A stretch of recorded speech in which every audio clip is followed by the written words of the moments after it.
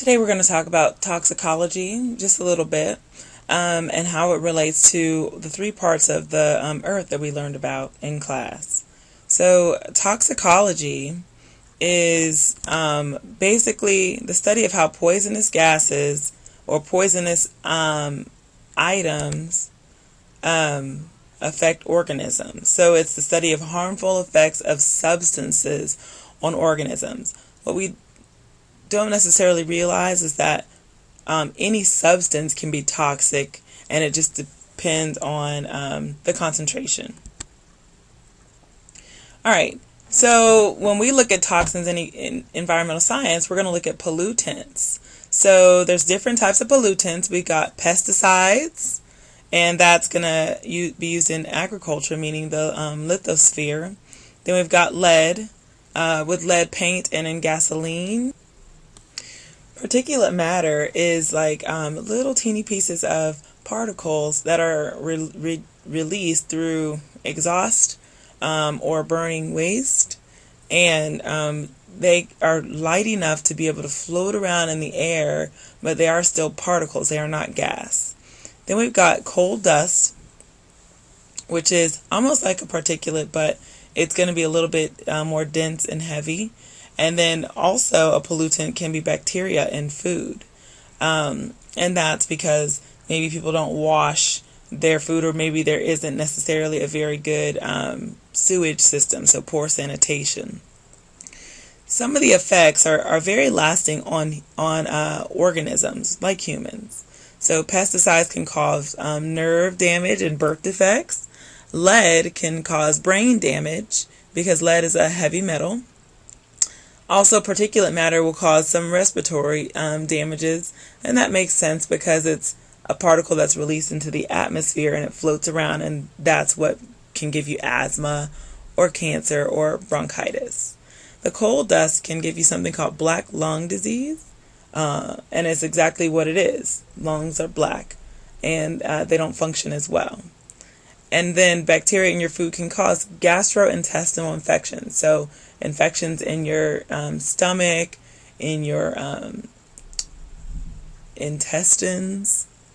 Okay, so these are the major pollutants we're going to talk about in class. We're going to look at how all of these, the different types of pollutants, specifically what types of pesticides, what types of metals, what types of particulate matter, coal dust, and bacteria are going to affect us directly.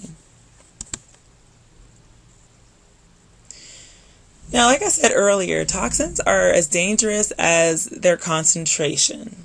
We are exposed to small amounts of toxins all the time, but if we're exposed to a lot of toxin at one time, then it can be very deadly. We call that lethal. So steps to determine toxicity. The first step is we want to figure out how much of the pollutant is in the environment, period. Before we're affected by it, how much is in the environment. And then the next step is to show how much can get into the body, like how much an organism is consuming or how much is it getting in. And then what concentration of toxin damages the body. So we need to know how much is available, how much we're interacting with, and then how much would it take to cause damage. And that's what scientists call the dose response.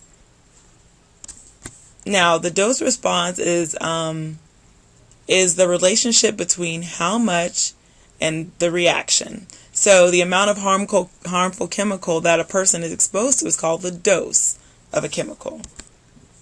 The damage to health that results from the exposure to the dose is called the response, like cause and effect.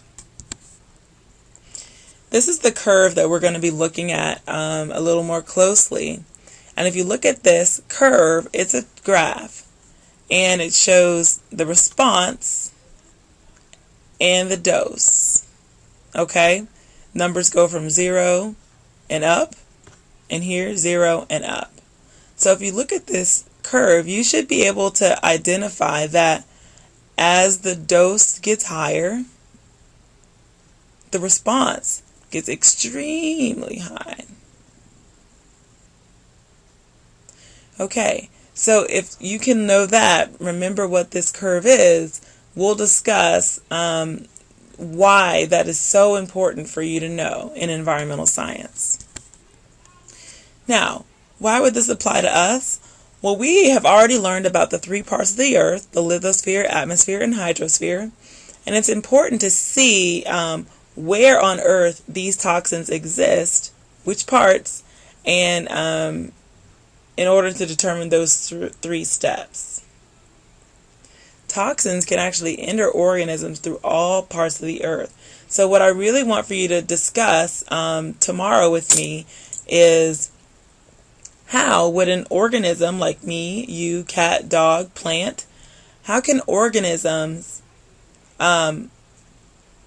introduce toxins into their body? What ways would that happen? How would that happen? When would that happen in regards to the lithosphere, atmosphere, and hydrosphere?